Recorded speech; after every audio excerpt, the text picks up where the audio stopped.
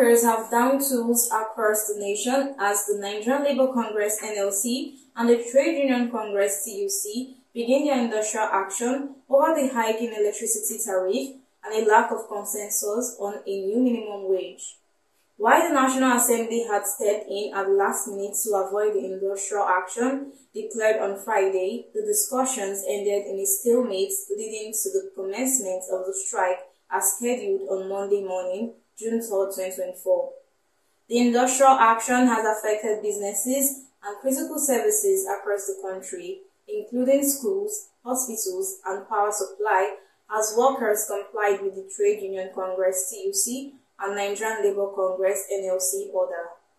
From Abuja, the federal capital, to Rivers State in the South-South region and Kaduna in Nigeria's northwest, the workers' actions grounded economic activities, locking up workplace and preventing workers from accessing the federal and state secretariats.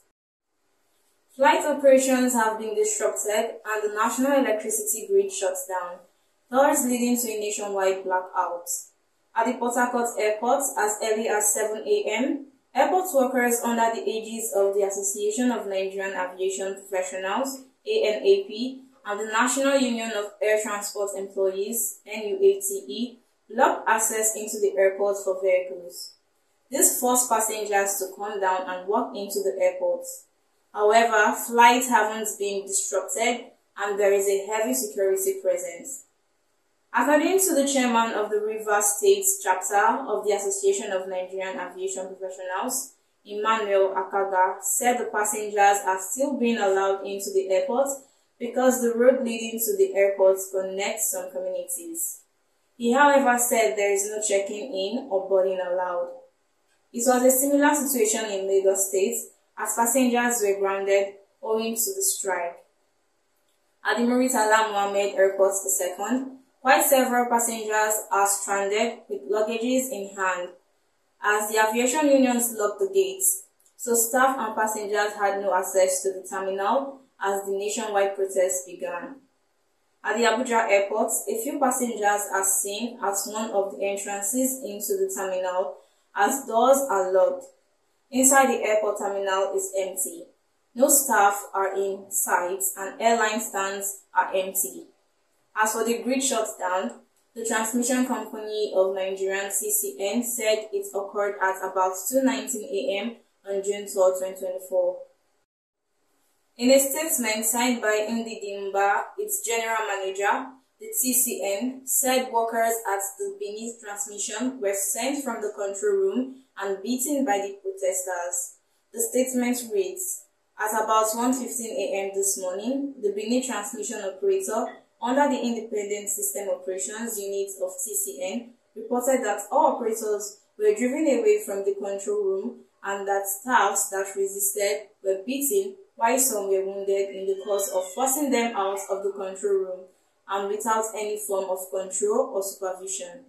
The Benin Area Control Center was brought to zero." Other transmission substations that were shut down by the labor union include the Ganmo, Benin, Ayade, Olorun-Shogbo, Akongba, and Oshogbo transmission substations. Some transmission lines were equally opened due to the ongoing activities of the labor union. On the power generating side, power generating units from different generating stations were forced to shut down some units of their generating plants. The Jeba generating station was forced to shut down one of its generating units, while 3 others in the same substation subsequently shut down on very high frequency. The sudden forced load cuts led to high frequency and system instability, which eventually shut down the national grid at 2:19 a.m. The TCN, however, said grid recovery commenced at about 3:23 a.m. using the Shiroro substation to attempt to feed the transmission lines supplying bulk electricity to the Katampe transmission substation. The situation is such that the labor union is still obstructing grid recovery nationwide, the firm said. The transmission company said it would continue to make efforts to recover and stabilize the grid to enable the restoration of normal bulk transmission of electricity to distribution load centers nationwide. So these are live footages of the NLC officials. They've locked the gates in MM2, so they are walking towards me right now. So let's just take a few pictures shortly. I thought to just show you a few videos of the NLC guys who are. This is Nigeria. Let me go. The government is not doing good for Nigerian people. We are bad. The suffering is too much. Minimum wage they cannot pay. They cannot give us good things. But they have money to buy bulletproof cars and everything. They are buying.